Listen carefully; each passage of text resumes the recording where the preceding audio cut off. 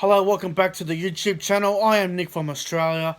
Welcome to another 2020 season preview for another NRL club. Today, we're going to be focusing on the Penrith Panthers for the 2020 season.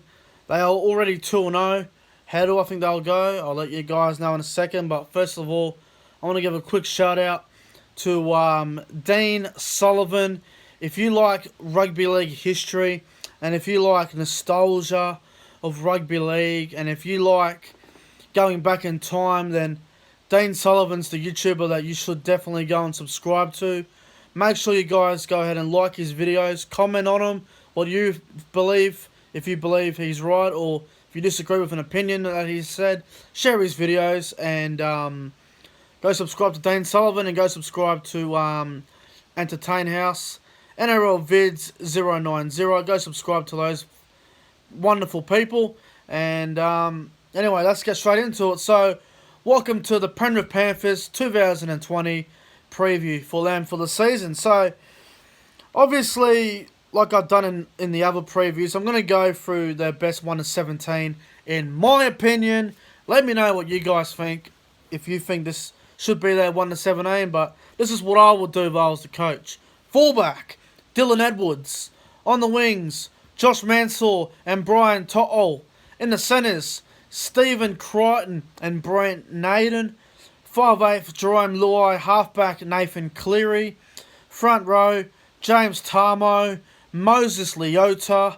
Hooker, Api Coruscant. Second row, Viliami Kikau, Isaiah Yeo. Lock, James Fisher-Harris. And on the bench, Kurt Capewell, Zane Tanavano, Liam Martin and Jed Cartwright. Now, a couple of changes that I made to this Penrith side. I would have Stephen Crichton in the starting side over Dean Whare. Now, Dean Whare, in my opinion, used to be a really strong player. Hasn't done a whole lot the last couple of seasons. Probably gone unnoticed. Hasn't done much. I don't know if he's really worth being in an NRL team at the moment. I might sound a bit harsh, but with what Penrith are doing, by the looks of it, they're going to go with a lot of young players, a little bit of experience. So I think Stephen Crichton really is that X-Factor type player for Penrith. You saw him at the first 2 games of the season, come off the bench, score a try, won the game for him in round 1 against the Roosters, and he pretty much did the same thing against the Dragons in the second round. So, look, I think Stephen Crichton's a good player. I believe he's a centre or a winger. I think he should start, and I honestly believe he's a solid player, and he will be a better player in the future. Also, the forward pack, there's a lot of things you can do with the forward pack. There's a lot of ways you can go about it. I think Tarmo, because Tarmo's the captain, he's better off starting, obviously. I think Moses Leota showed last year that he's worthy of starting in the forward pack for Penrith. He did a great job last year. I think Leota should start with Tarmo. Fisher-Harris should go back to lock. I don't care if Fisher-Harris plays lock or front row. It doesn't really matter. There's not much difference between the two positions these days, except lock's probably more ball playing these days, but I think Fisher-Harris would be better off at lock. And I think Isaiah Yeo at second row with Vili Kikau would be better for the Penrith side going forward. I know Isaiah Yeo played really well at lock the first 2 rounds, but I think Isaiah Yeo's a lot better at second row. I know we got man of the match against the Roosters in the opening game in round 1, but I feel like they got better options for that lock position. I mean, if you're going to play Isaiah Yeo at lock, you might as well play Liam Martin at second row and go with a bigger bench. But I would personally go with Yeo at second row. Kickout's pretty obvious pick there. And the bench, look, Kurt Capewell and Zane Tanavano off the bench I don't have a problem with. Liam Martin's a solid young player. And Jed Cartwright, a bit like Liam Martin, 2 young players coming through. But look, that's what I think the 17 would be. That's what I think it should be. So that's just my opinion on that. So, what do the Panthers lack for 2020? Well, I think they lack a lot of experience in the backline, and it's pretty much a one-man team with Nathan Cleary there and really kick out. That's pretty much it. You know, their left side attack is the only it's legit the only thing they can really do. Like, if you look at Cleary and kick out, when they combine together, they look pretty good together. But they're the only two standout players and form of attack that Penrith really have in their side. You know, I think Jerome Luai is a decent young player coming through, but, you know, to win big games and to be a chance for finals football, you can't just focus on one side of attack. You got to attack both sides of the field. You know, Nathan Cleary and Billy Kickout on the left side, I think, is a nice combination. It's a very good combination there. But if that's the only side of attack you've got, then that's an issue. That's a big issue in my opinion. They also lack a really good fullback and another strike centre. They're probably a bit thin in the centres at the moment with Dan Ware there currently. But with the fullback position, I think Dylan Edwards is, you know, he's all right. But the question that I want to ask is, does anybody actually see Dylan Edwards leading the Panthers to a premiership, him as a fullback? Dylan Edwards hasn't got the ball playing skills. He hasn't got the kicking skills. He hasn't got the defensive skills. I mean, he's pretty good under the high ball and he can run pretty well, but that's about it. You know, fullbacks these days are pretty much extra 5'8". You got to have the ball playing skills. You got to have the kicking game here and there. Not so much, but it doesn't hurt to have a little grubber kick in your game as a fullback. You know, I question Dylan Edwards at fullback. I can't see Penrith winning a premiership with him at fullback. I just don't see it, and I think they lack that other centre. That's why I'm saying, you know, pull the trigger with Dane Ware and play Stephen Crichton in the centres. Blood the young players, start them. You know, that's why I'm a big fan of Brent Naden. They bring Brent Naden in as a young centre there, come from Newcastle, and he's done a fantastic job so far, and he's a real strike centre. Used to be a back row, Brent Naden, and he's done a really good job so far at Penrith, and he's a really good player to watch as well. The other thing I think they lack too is, you know, obviously they lack some experience in the back line with, you know, Brian To'o and Naden, and I think Mansour's past his best because of his injuries, obviously. You know, Edwards, I question. Ware's pretty average, you know. But look, I think Jerome Luai and Nathan Cleary can combine a really cool combination, but, you know, I think the Panthers really need a player like Roger Tuivasa-Sheck to really amp up their backline. If the Panthers can get some salary cap money somewhere and get a good fullback like Roger Tuivasa-Sheck, Penrith may be a bit of a dark horse for a top 8 spot and maybe a dark horse for the competition. Because I think the Panthers have a fairly good forward pack and a good hooker, but they really lack that really strong fullback and another centre.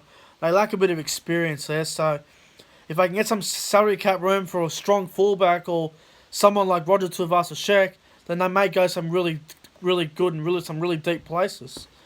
What do the Panthers gain for this year? Well, I think the addition of Kurt Capewell and Zane Tanavano are really good signings that really boost up the Penrith forward pack.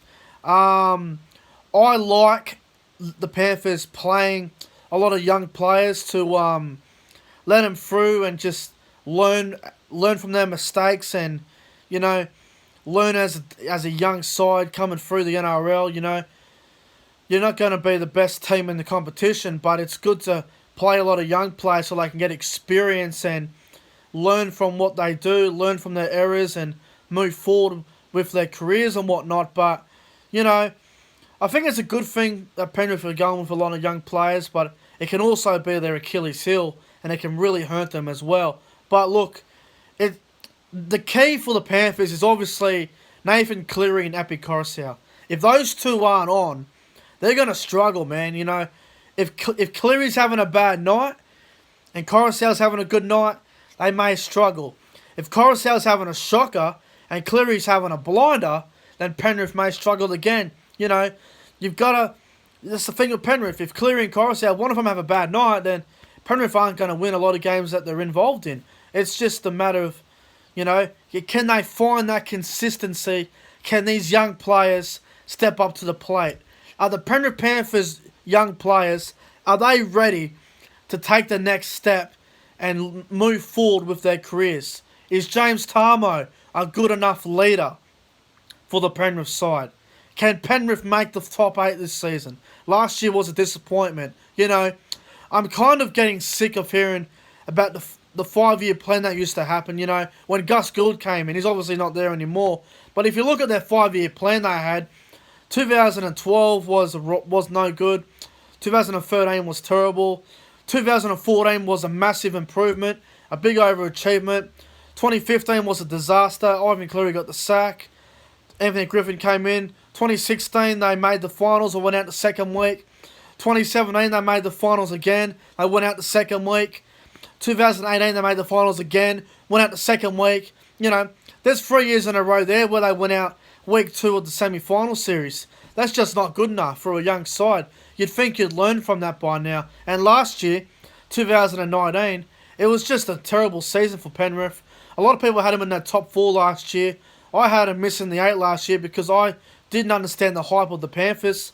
I didn't mind their roster, but I didn't understand the hype of 2019. Obviously, Nathan Cleary was a good player on his own when he didn't have Jimmy Maloney in his ear and taken over. But with Jimmy Maloney gone now, has it hurt Nathan Cleary, or is it going to make Nathan Cleary a better player? I'm not too sure. I question it. But look, let's get to the predicted finish. I'm not sure if the Panthers are going to go up this year or they're going to go down. They're one of those sides where you're not too sure what they're going to do. I don't trust their young players yet. I may in the future, but at the moment I don't. Is Nathan Cleary ready to be the man to lead the Panthers forward to a finals position? They're already 2-0. Good start. I beat the Roosters in a good game, which I really enjoyed. A great game of footy. And I knocked off the Dragons, which was a bit of a lucky win. But when you win 32-28, it's always going to be lucky and unlucky, whichever way the result goes. Look, overall, I'm going to go a bit down on Penrith this year. I'm going to predict the Panthers finish 13th. I know they're 2-0. I know it's only going to be an 18-19 week season, but look, I think they're going to struggle against a lot of big sides like Melbourne, Canberra, Sydney. I think they're going to struggle against the big teams that we think are going to go well, but we don't know really because anything can happen in the NRL.